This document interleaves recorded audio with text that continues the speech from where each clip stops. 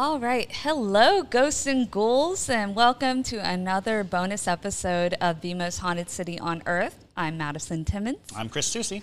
And JT is here, of course, with us. Hey, what's up? And we're going to be answering some more of your questions. So we really appreciate you guys utilizing that Q&A button on TikTok. You came up with some really awesome questions this week, so we're going to answer some of those for you. JT, you want to kick us off? Yeah, let's do it. All right. Real quick, we have to thank a couple of our listener support. Oh, yes. People. Yes, so we do want to go ahead and thank a few people who have supported us on Spotify with our listener support little extra thing. Yeah. Would you like to explain what listener support is real quick? Yeah, for sure. So listener support is just people supporting us every month with, whether it be 99 cents or $5 or $10. I mean, pretty sure you can put any amount in, but Vanessa Cabrera, Lainey and Bryson Turner, those are our two newest listener supporters. So we really, really thank y'all. And thank you so much, Lainey, Bryson, and Vanessa, for supporting us. It helps us continue to make this podcast, also to get bigger and better. So if you do want to support us in that way, we do really appreciate it. You can find that on Spotify. If you want to also... it's in the bio. Yes, it's in our bio. Also, if you do want to further support us so that we can continue doing this even better, or also to get extra content and podcasts before they're aired, you can find us on Patreon as well, on patreon.com/Savannah Underground. So, for sure. Again, thank you guys, and thank you especially to Lainey, Bryson, and Vanessa. Yeah. Absolutely. All right, let's go ahead and get into it. So, first question from CY_illustrations is, do you think certain coffee shops are in Savannah could be haunted? My friends and I have had weird experiences in Gallery Espresso, Sentient Bean, and Starbucks on Broughton. I would love to hear y'all's opinions. It's the coffee beans that are attracting the ghosts, obviously. No, I'm just kidding. Well, each of those three locations are historic buildings. Yes. They are steeped with stories. The Sentient Bean is right next to the Mary Telfair Hospital. Mm-hmm. That whole area was a part of high speculation as to yellow fever, hidden graves. The morgue tunnel that we talked about under Forsyth Park actually supposedly connected the Candler Hospital to the Mary Telfair Hospital. So it actually ran under Forsyth Park, and that is where they made a makeshift mass grave by just putting the bodies into the tunnel that used to transport bodies back and forth. So Sentient Bean is right there.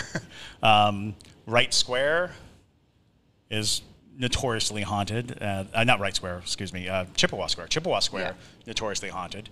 That is where the Gallery Espresso is, right there on the corner. Interestingly enough, it shares a wall with what's Bryson Hall, which was one of the first automobile showrooms in the country. So, there's a lot of mystique and interesting things. And then when you get down, the closer you get to the river, the older the city is. So when you're on Broughton Street, you're only 2 blocks away from the river. And so you're looking at buildings that have some roots in the 1700s.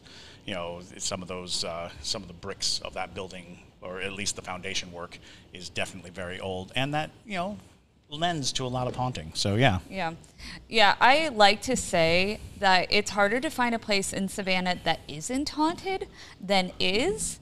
So it's definitely very possible that they got something going on over there, especially Sentient Bean and also Gallery Espresso, because Chippewa is one of the places of one of the Yamacraw Native American burial mounds also. So, that's going to lend to a bit of energy going on. But okay. Yeah, absolutely. Do you think that actually, this is a stupid question, but do you think ghosts might want coffee or caffeine? Well, okay. Let me just say this. If I die tomorrow and I turn into a ghost, I know for a fact one of my favorite things is coffee. And that I might be just, wandering around a coffee shop constantly looking for. I'm not kidding. No, Death But- or decaf. Oh, that's good. Yeah. That's good, babe. But, That's really good. The more simplistic answer would be it's a place of gathering. Absolutely. It's a place where multiple people come and go. And Sure. and if you've ever been to downtown Savannah and been to Gallery Espresso in the middle of the day, that place is packed. And Sentient Bean gets packed, and Broughton Street packed. So what you're really dealing with is kind of we've said this about theaters. Why theaters are haunted? It's because it's a place where people gather, and the more living souls that gather in a place, the more likely it is that a lost soul will follow. Will go to where all this life is happening and interaction is happening. I used to actually work at Fox and Fig over off of Troop Square, and I noticed the difference between when we, because I worked there towards the beginning of 2021 when it started to open up a little bit, but we stayed closed off where we wouldn't allow guests inside to dine inside of the restaurant. And I noticed that once we started allowing guests in more, the more paranormal activity would happen inside Absolutely. of that building. And so it's very possible, that all of that energy from the stimulus of people, and even people bringing their ghosts along with them to the coffee shops, because it attracts every type of person, every Absolutely. walk of life. So Yeah. it makes sense. Great question, CY Illustrations. Thank you guys. Thank y'all so much for all these awesome questions. Seriously. All right. On to the next one. Have you ever come in contact with the spirit/entity that you knew personally? And how was that experience, if so? And that comes from Shyla Exeria. Yes.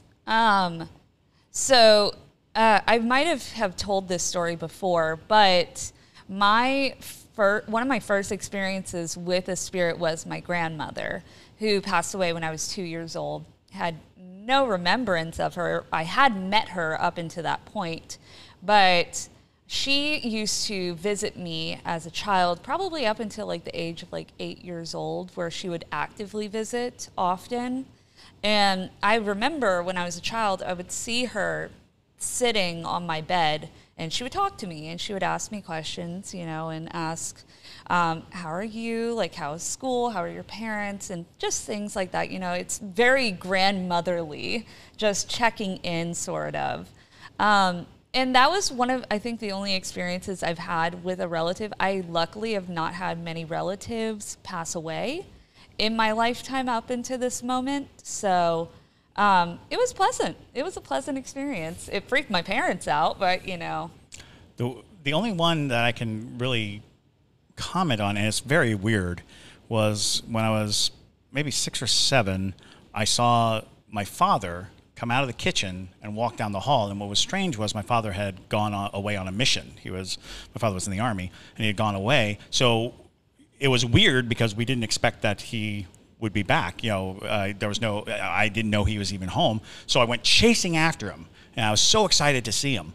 And I chased after him as he went down the hall. And when I got to the room that I saw him turn into, he wasn't there. And so I became convinced, 100% convinced, that my father had died on a mission somewhere in the world, and that his ghost came and visited me. And my dad did not come home for weeks. And everything was very hush-hush, and nobody would talk to us, and nobody gave us any information. So I was absolutely convinced that that's what happened. Well, then my father shows up. Oh, good. He comes home. Oh, phew. But he doesn't look like himself. He looks different, so I was convinced he was an imposter. And for about a year, I was convinced that my father had been replaced. Now, being the age I was, I thought he was replaced by a robot. But it was so bizarre. And years and years and years later, I found out my father was in some kind of accident. They called it a training accident, an accident, and that he was laid up. And the reason why he didn't come home was because he was being taken care of in a hospital. And when I heard that, I was like, did they declare you dead? Did you die? And my dad, very nonchalantly, is like, maybe. He's like, maybe. And basically the story was his chute didn't open. and he did something called a cigarette roll, and he hit the ground, but he survived. But it caused all kinds of damage, and of course, he had lost all this weight, and he looked really different when he came home. And I thought, maybe I saw my dad at the moment he hit the ground, or shortly thereafter. Wow. Yeah. That's the craziest story you've ever told, Chris. Yeah. Wow. That goes That needs a movie. Yeah, seriously. That was crazy. That's a I don't even know what to say. I know, right? That goes into so many different interesting paths of paranormal. Yeah, well, and even still, I talk about this often, that you don't have to be dead to haunt a place. Yeah. It can just be an expression of emotion. It can be any number of things that cause you to inhabit a place or a space. And so, I never got a straight answer from my dad. He does not talk about that time. And I just took it on. I even once asked my sister if she remembers this time when Dad looked different, and I think she was at the time like, yeah, it was weird. I thought he was, and she was like, I thought he was replaced. I was like, yeah, me too. I totally thought he was a different person. Oh my Lord! Like they Paul McCartney'd my dad. Yeah. Bruh. The doppelganger. Yeah. Yes. Exactly. Wow. I actually have a kind of an interesting story about someone who visited my school when I was younger, who basically what happened was he was an electrician. He would work on telephone poles and wires and all of that. And so one day he had a horrendous accident, and he was electrocuted with like a gajillion volts of electricity, and he fell like you said, like 20, 30 feet down right onto the ground, and was immediately killed. Immediately killed. The paramedics showed up, and he was revived after like 8 minutes. Oh my God. Yeah. And he told us that he saw God, he saw the gates, he saw heaven and everything. And this wasn't like I looking back at it, I was like, was this like a ploy to like make me believe in God? Like, I don't know. And which I personally do, but I didn't know if it was a fake story or something to try to get me to believe in it. But the way that he told the story, it was just so natural, and he was just like this like normal dude. And he was talking about it because he actually wrote a book. It was so incredible for him that he wrote a book. I don't know what it's called. Sorry, y'all. Maybe you can Google it. Yeah, Google can probably find it. But he wrote a book about it, and he was like, it was not envisioning anything. He like went up there, and then all of a sudden he was like about to go through the gates, and it just cut. Like hard cut, no dramatic exit, no God telling him you have to go back or anything like that. Well, it was just a hard cut, and he's like, and they're just resuscitating him. And I've always thought about that story, and so that's what that reminded me of. Yeah. But, well, I mean, people have like said when they astral project a lot of times, because a lot of times it's when you sleep, you astral project, and if you're woken up while your body is there, but your soul is over in the plane, they report, like, if somebody wakes you up too quickly, it feels like this sucking motion. Like, it's the worst feeling ever. And you hit the bed, like you... Yeah. Like, really? You feel like you've fallen, and you landed on the bed, Yeah. And it kind of sounds a little bit like that, where it's just a very jarring awakening of sorts. Yeah. So... maybe his soul, he was declared dead for sure. So his soul definitely did leave his body. But yeah, he was super dead for like literally, he said like almost 10 minutes. And when he came back to life, he said, I was so upset because he wanted to go to heaven. Right, sure, right. He wanted to go. He was like, well, there's been other people who have reported, when they were declared dead, but then they were revived. Yeah, they just talk about how there's this. No pain, no everything is just nice and warm and soft and peaceful. So I could believe it, It's like it's the one true time where you feel peace. He was so convincing because he was like the like it's so cliche. He like acknowledged how cliche it sounds to see this like, you know, light at the end of a tunnel type of deal, but he's like, it's cliche for a reason. Oh yeah, cliches don't just happen. Yeah, cliches come about because yeah, and so you know, he kind of talked like he was excited to die at that point because he just really wanted to. He really wanted to get there. You know, I don't know, but anyway, interesting, you know, story. All right, let's go on to the next one. TN Markham 13 asks, which hotels/inns are best to stay in for paranormal activity? Pick your choice. Literally all of them have something Pretty much going. every single one that you can think of. Even the new constructs have been coming up with stories. We've been hearing reports from like hotels that have been built in the last 3 or 4 years. So yeah, take your pick. Yeah. But if you want the famous, you've got Kehoe House, you've got 1790, you've got the Marshall House. I would say that those three come with pretty remarkable ghosts. The Forsyth Park Inn, amazing ghost story there. We should do a podcast on that one. Oh, yeah. Great story. And then, of course, the mansion on Forsyth, which used to be a funeral home. As a matter of fact, the restaurant was the 700 Drayton was the funeral home, and so that place deserves probably an episode of its own. Tell the story about. I love the story, like that you used to work there, like when you were younger, and I took a job at the mansion for the sole purpose of doing ghost hunts. You know, when it became the mansion, I was doing night security, and I was able to just walk this entire perimeter, go through the house. I've got an incredible picture of what appears to be a little girl standing at the top of the stairs of the 700 Drayton.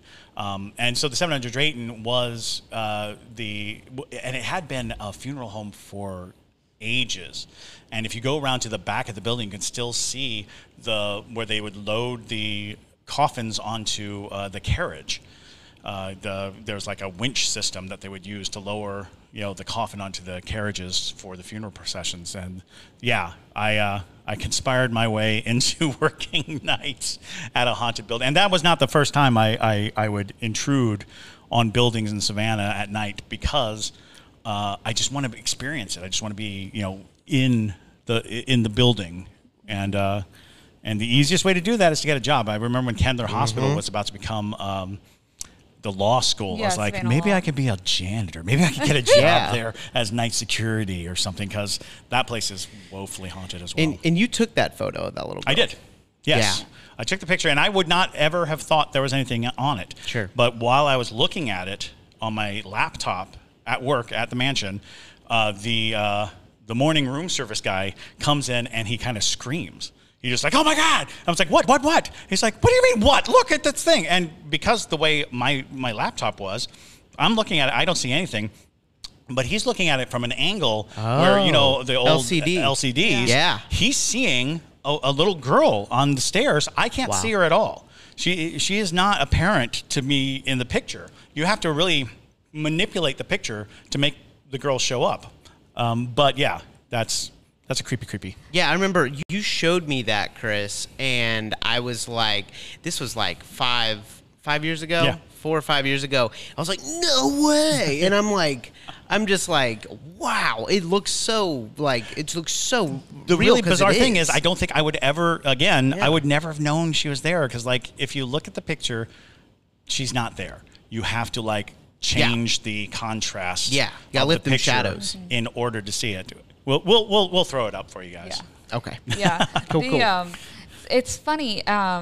There in the 700 Drayton restaurant, there is a opening to the tunnels. I don't know if you remember that So or not. that is but- correct. Yes, Yeah. there is. And God, that is a haunted tower. one Yeah. of the most bizarre instances was when they were building the mansion portion. So the funeral home had always been there, but there was this extra part, an annex onto the building, and they were knocking it over with bulldozer, and this gigantic like explosion of smoke comes out of it, and all of downtown is like, what is that? And it was like all over for a couple of blocks there was just like this plume of smoke, and they thought it was an explosion, but there was no fire. They couldn't figure it out. Well, it turns out that they hit a vault of unclaimed cremation. So it was people's ashes that just kind of billowed out of this like structure inside the annex building. Yo, this is a good episode. Right? This is a good episode. So remember, we looked down that hole. Remember, because Stacy, so JT's brother Kiwan,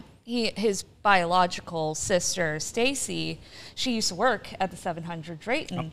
And so we went there one time, and she knows us. We like creepy things. And so she was like, I got to show you guys something. And so she shows us. Yeah, I remember that. She shows us the entrance and lifts it up, and we look down, and it's just pitch black, y'all. Like, it is the creepiest looking thing. It looks like you're looking back into the early 1800s. Yeah, it was only a block away from the Candler Hospital, or 2 blocks from the Candler Hospital. Yeah. Is that right? 1 block away from the Candler Hospital. So it was definitely a part of that, the morgue tunnel system, because that's what they called it, the morgue tunnel. It was where they moved bodies under the ground. You had a funeral home, a hospital, well, and 2 hospitals. Yep. And they would actually transport the bodies so they wouldn't have to be transported on the streets where everybody was walking around.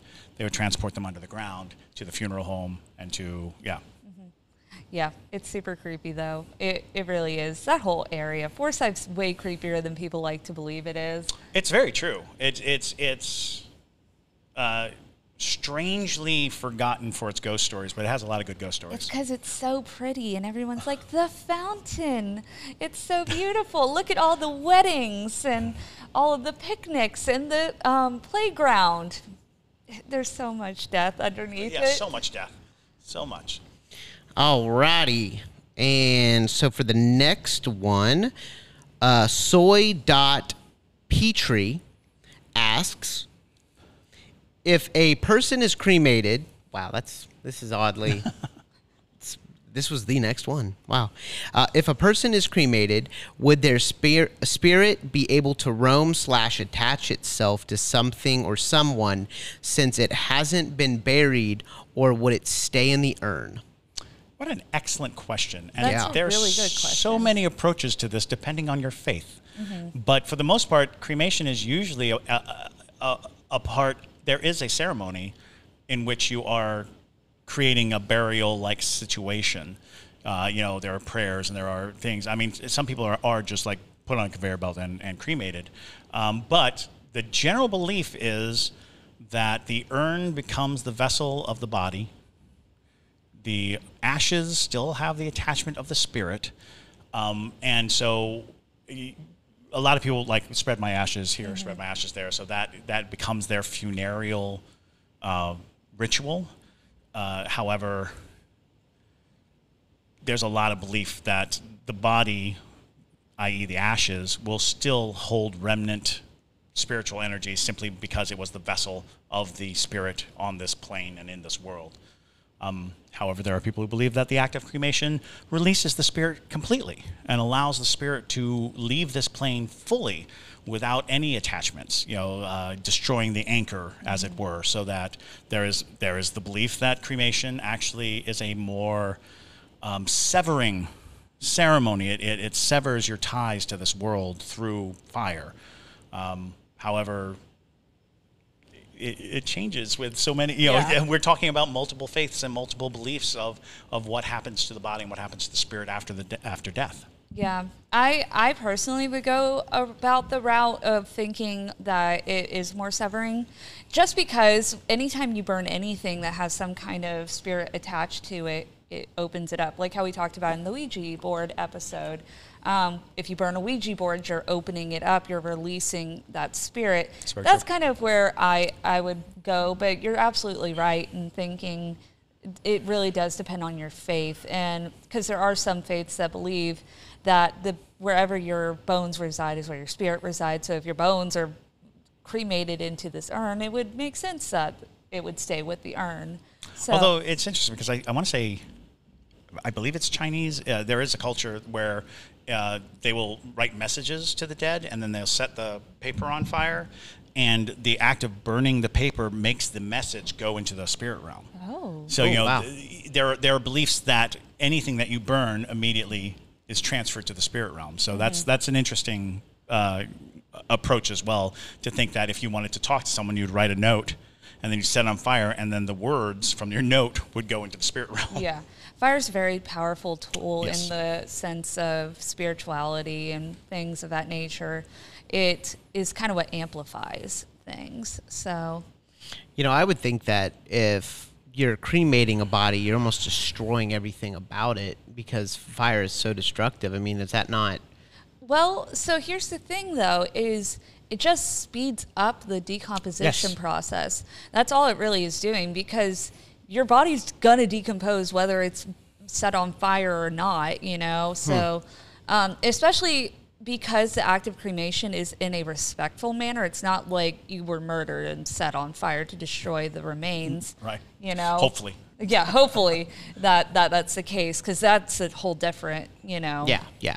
No, absolutely. process. But it's very ceremonious, and the way that people treat urns and treat ashes, it's going to allow the spirit to kind of go to the next realm if they choose so, Okay. in the same way that a burial would. So, Alrighty. Let's see. The next one is from Jimmy __ Starchild asks, has there been a personal experience that made you think twice about looking into the paranormal? Many. yeah. Yeah, I dare say the reason I look into the paranormal at all is because I am terrified of not knowing what's around the corner. So ultimately, I'm only involved or only research or only look because I have a lot of pause, because I am worried of what I don't know. And I don't know, it's an endless amount of not knowing. So I'm always looking for the story. I'm always looking for the thing that gives me some foothold onto whatever it is that happens. You know, personally, I feel I have been in the presence of what I would call the devil 3 times in my life. And personally, I have seen damaging interactions with the supernatural amongst, you know, people who come wanting some kind of reprieve from haunting, you know, episodes in their home. I'm even talking right now to a family that that had a child drown, and it's like, and they are convinced it was a supernatural event, and they're trying to get out of their house and trying to get away from, you know, the entire area. And so, yeah, You're talking to them right now? Like, not now, but you're talking to them like yes, recently? yeah. Okay. I've been in contact with them a few times, but it's fascinating how often brushes with the supernatural, because I think that people have very casual encounters all the time. I think people have very casual and probably don't even notice, you know, small things, little reminders that pop up, and they're like, oh, that reminds me of my grandmother. Oh, that reminds me of my brother, you know, or whatever. But whenever it's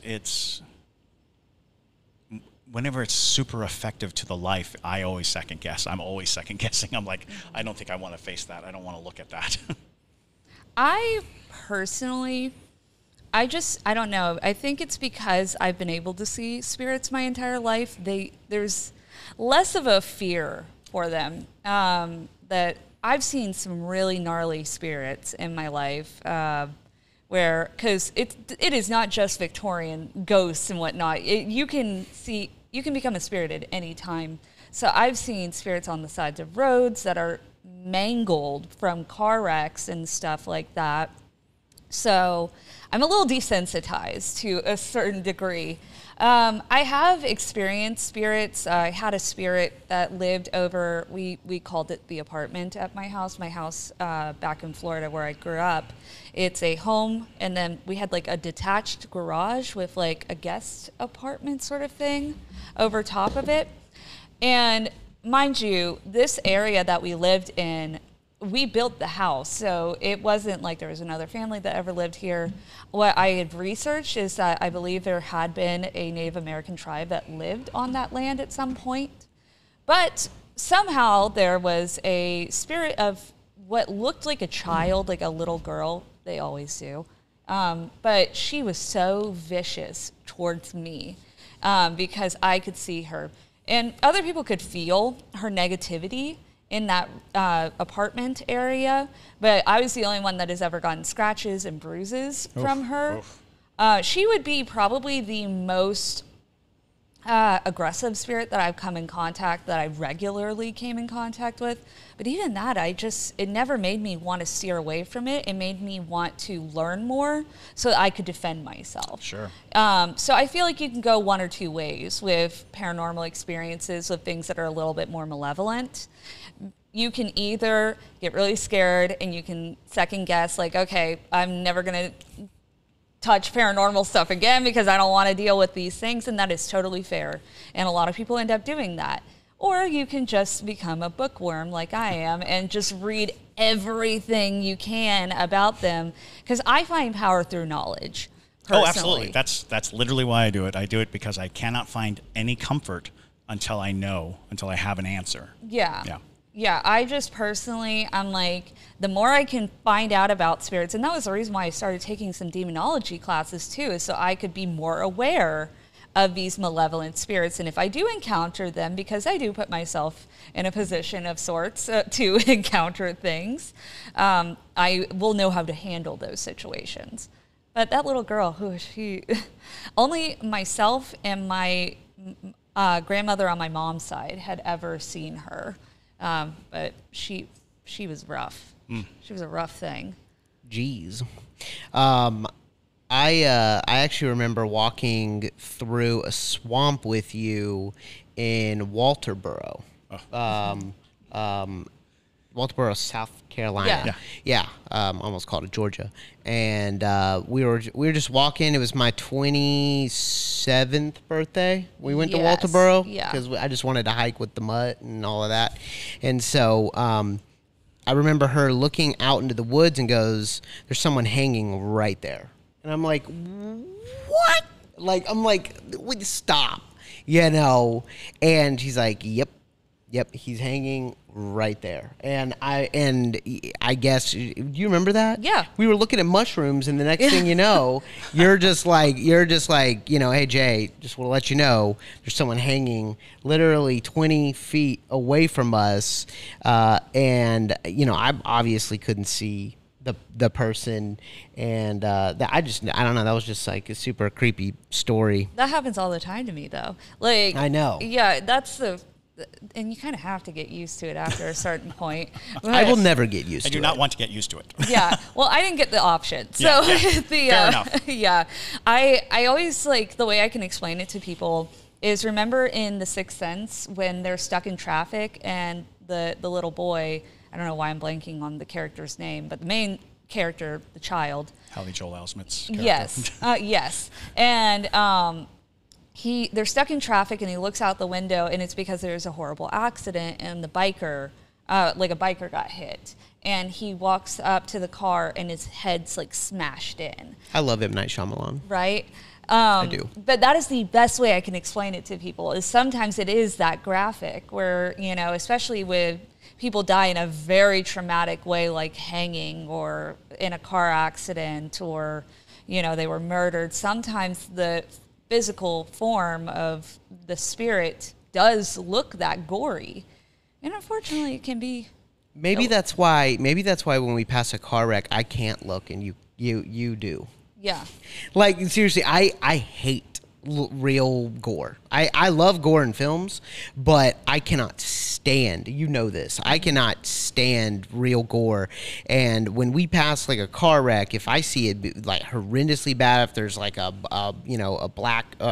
sheet over the person or whatever, I am not looking. And then Madison, it doesn't seem to bother you. And I'm like, dude, like, yeah, creepy. I don't like to see the suffering of people, but no, I know I can handle a dead body. Yeah. I should have worked in a morgue, I guess. Yeah, seriously. Alrighty, so on to the next one. Ooh, this is an interesting question. Keegan Thallow asks, "Is it possible for pets to get possessed?" So we kind of talked about this a little bit in Chloe Greyface's episode. So I don't know, to be honest. I could see maybe a possibility, but that's like some real Pet Cemetery type stuff. You know, it's when you talk about like a pet possession and things like that. Sometimes I will refer to demons as a spiritual fire, like a force of nature that we can't have no gauge for. But if it gets on you, it can cause damage. It can burn you, and with that knowledge, like a rampant life-eating force, if it got on your pet would absolutely exhibit, the signs of a possession. All the changes of character and things of that nature. But we were discussing that the avenue to life does not seem to be through an animal. It does not seem to be, in most regards, when a spirit is looking to invade this realm, it doesn't see an animal and say, that's the one. Yeah. That's what I'm going to choose. That does not mean it's not possible. It doesn't mean it doesn't happen. It just seems like in our history and in discussing it with people, very rarely do you have animal ghosts. Usually it is very benevolent and very simplistic. And certainly very rarely do you have animal possession. However, interestingly enough, I did have a friend who had a dog that seemed to be taking commands from something. Like it would sit very abruptly and look very intently at nothing. And you're like, as if something just told it to sit. And it was very interesting. And it makes me wonder that could a ghost conceivably train a dog? Because dogs can be vicious under command. They can be very protective and very forceful. Yeah. And if a spirit is literally communicating with the animal, could the animal grow, attached to the spirit and then carry out the spirit's, sick, go get them. So that's very interesting. That is very interesting, because animals are definitely some of the most sensitive creatures to see paranormal. It's children and pets usually. Like I can always tell if I for some reason can't see the spirit that's in the house or something. My dogs do. Like yesterday, Argyle was just losing it all morning. She was barking over where the desk is in our living room. Yeah, she loves barking at that vanity. We have a family vanity that's like it's so haunted. Older than baseball. Yeah. And that's kind of an interesting indication too, because most dogs, if there is an evil spirit, will get loud and vicious towards it. And it's like, that seems like a no-go for possession. Like if a ghost is coming up on a dog and it's like, "Arr, arr," and you're like, you know what? Maybe not. Yeah, our little silky terrier taking down demons. Yeah, exactly. She's a demon herself, so that works. It's true. But yeah, I guess the consensus of this answer is maybe. Maybe. I don't know of many reports of it. So I don't know many stories of that. Although I have many stories of pets interacting with the paranormal. But not possession per se. Yeah. But who's to know? Yeah, if your pet has been possessed, let us know. Yeah. So I've seen videos of chihuahuas that I'm pretty sure were possessed. I think that's just chihuahuas. Yeah. But I've seen some pretty nice chihuahuas too. I met some, coconut. Coconut's older than baseball though. So I mean, it's I guess. Alrighty. So here we go. On to the next one. Tier, like TIER Archimus asks, could you discuss pirates in Savannah or any of their ghosts? Sincerely, pirate enthusiast and cosplayer. And then hashtag ghost heroine. That's our brand now. This keeps happening to us. For sure. I guess we have to make merch. I will say, I will say right now that we have a hockey team coming called the Savannah Ghost Pirates. That's and very convenient. I know that we have some history with pirates. There is confirmed reports that Blackbeard came to Savannah. Oh, absolutely. The whole Pirate House restaurant is based off of privateers and sailors going there, and they were doing the Shanghais that would take them down through the tunnels and put them on the ships. But ultimately poorly documented. Yeah. So arguably very little pirate activity in Savannah. However, knowing that, and keeping in mind that Charleston was where most of these pirates were killed, and hanged, and Port Royal was this huge pirate destination. The interesting thing about Savannah is it is not facing the ocean. It's actually inland, which makes it a great pirate hideout. Pirates could come up the Savannah River, the main mouth of it, and be out of the view of the West Indies Trading Company. And one of the interesting things was claim to fame of Treasure Island, the Robert Louis Stevenson novel, is that Captain Flint, the captain who buried the treasure of Treasure Island, died in Savannah.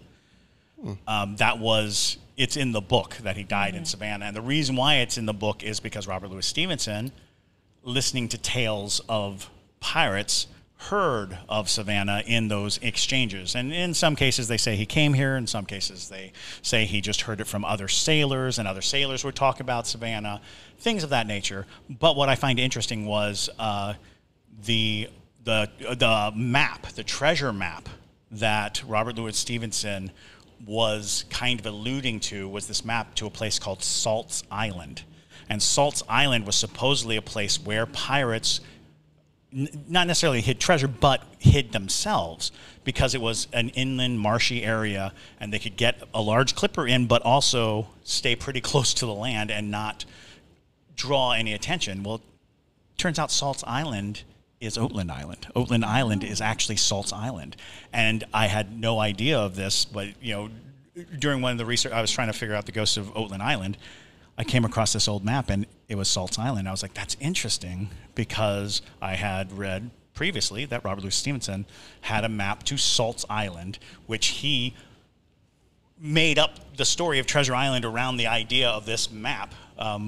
Notoriously, apparently, there are no buried treasures and no treasure maps. Yeah. That is not, pirates didn't do that. They spent their treasure. They didn't bury it for later.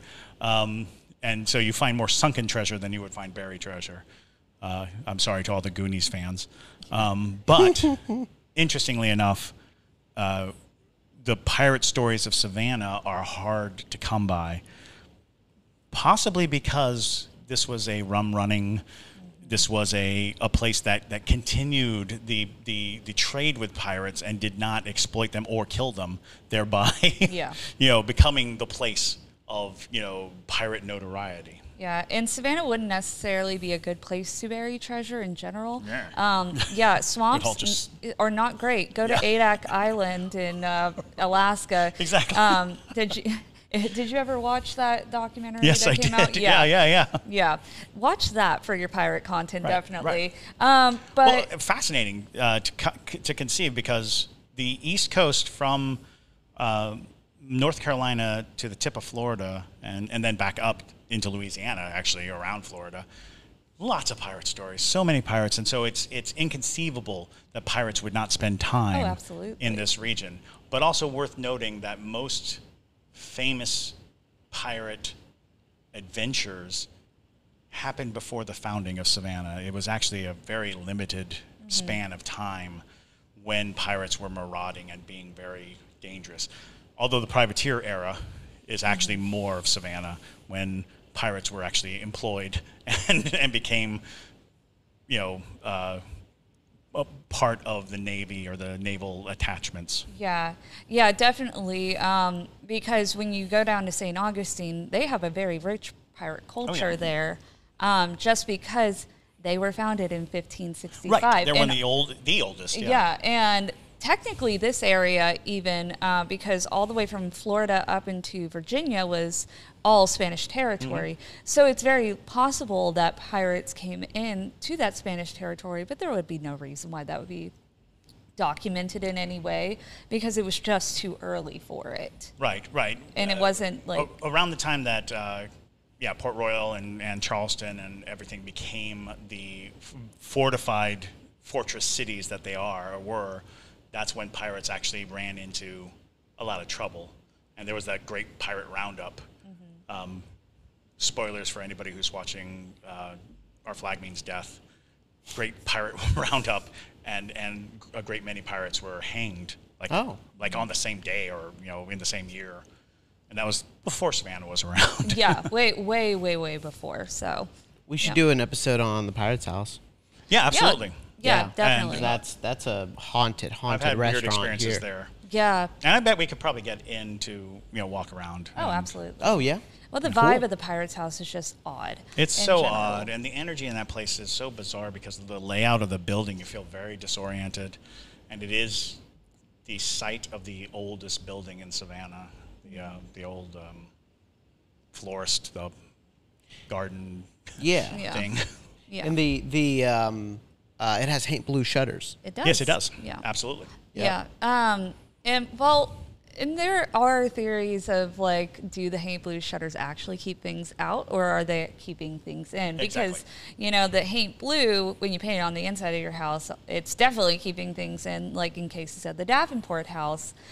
But that's why typically you would paint the top of your porch blue, not your shutters. So that is a good question. Although, windows and porches are often to keep spirits from coming in.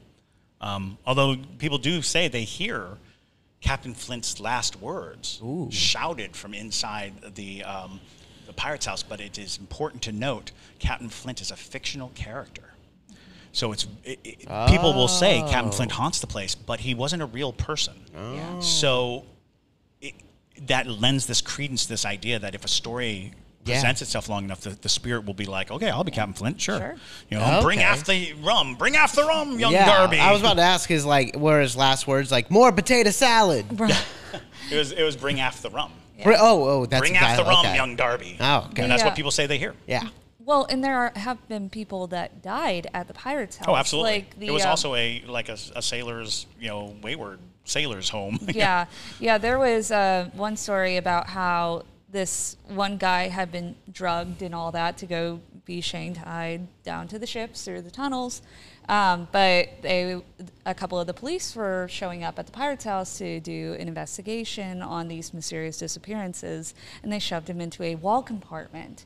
Mm-hmm. But his body was never found until it fell out of the wall, which seems to happen a lot in Savannah. This is a big thing. Well, that was the original site of the St. Julian House. Yes. They rolled the St. Julian House from the site of the Pirate's House area. That area, they rolled it out. Yeah. And the story was that they found a body when they moved the house. It was in a tomb, but the body itself was too big for the tomb, so the legs were cut at the shins. Which was not uncommon in that era. No, it was not uncommon. If you were too big for a coffin, they just chopped your limbs off. Yeah, they just kept going until you fit really nice and pretty in the little window. But speculation was that it was Renee Ash. I remember. Yeah. Everybody. It renewed the story of Renee Ash for a while because everyone was like, "We found Renee Ash's body." I was like, "Did you though? Did you? Yeah." They would have to add limbs for my coffin. Oh. We can bury 2 more in here. I know. Yeah, the Victorians were very small. They're very petite little people. So it's if you ever see a Victorian coffin, you'll be shocked by how tiny they are because they look like children's coffins almost, but they're not. And so yeah.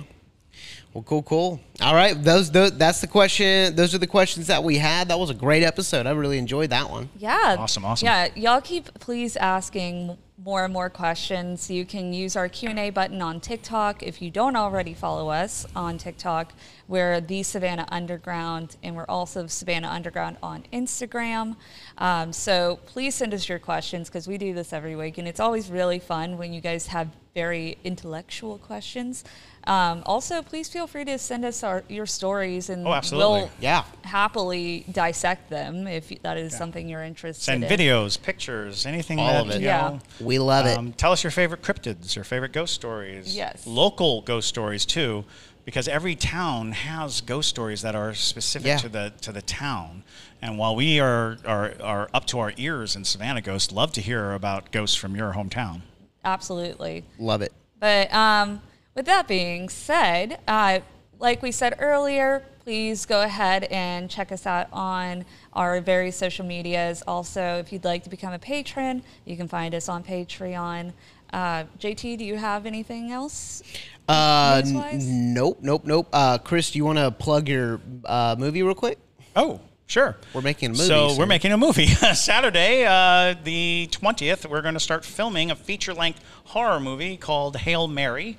And it's about a group of amateur exorcists who kidnap a woman they believe to be possessed, but she's more than she appears. Alrighty. So that sounds like a fun time for all you exorcism fans. So yeah. And then if you wanna check out our film that we've already made, it's not a horror film; it is a thriller, and a thriller drama, and it's called Final Hours of a Suffering Artist, and it is up on Plex and soon to be Amazon, and hopefully soon Tubi. Yep. And you can find a link to that film, obviously, because it's already on platforms. You can find that in our bio, in our link tree on TikTok and Instagram. If you're interested in watching that, we really dive into mental health, especially depression. So super interesting film, very thought-provoking, but definitely Cool. trigger warning for those of you who have depression. But now that we have all of our things plugged, so we can go ahead and sign off. So I am Madison Timmons. I'm Chris Ducey. And stay spooky, y'all.